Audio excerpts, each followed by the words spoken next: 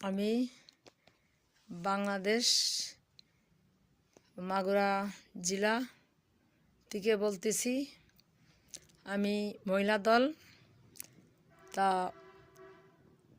ধানের শীষের পক্ষ থেকে বিএনপির থেকে ধানের শীষই আপনারা সবাই ধানের শীষই ভোট দেবেন, ধানের শীষই ভোট দেবেন।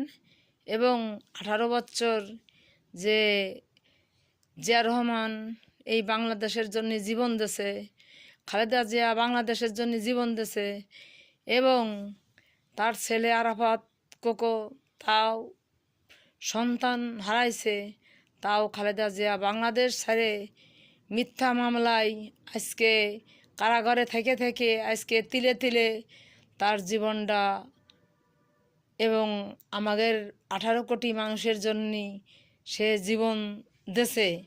তার শুধু সে বলিছে আমার বাংলাদেশে আমার ঠিকানা, বাংলাদেশে আমার মাটি, আমার আর কোথাও আমার ঠিকানা নাই, আর কোথাও আমার জায়গা নাই, আমার শুধু 18 কোটি মানুষ আর এই বাংলাদেশে আমার ঠিকানা।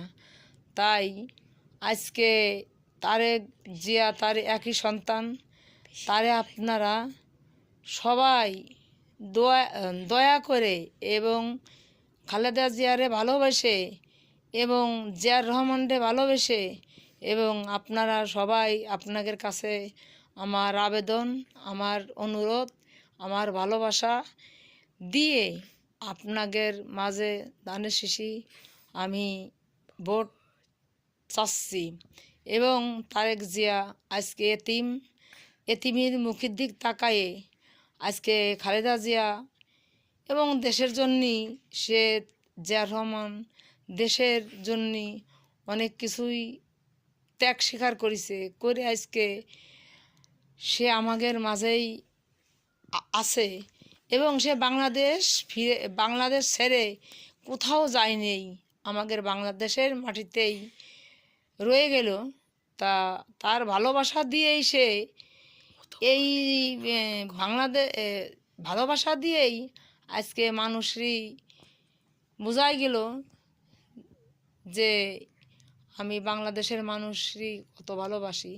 তা যাই হোক, আপনাদের কাছে অনুরোধ থাকলো আপনারা এবং তারেক জিয়ারে ধানের শীষ মার্কায় ভোট দেন। আর আমাদের মাগুরাবাসীকে বলি ধানের শীষ মার্কায় আমাদের মনোয়ার ভাই তাকে ভোট দেন।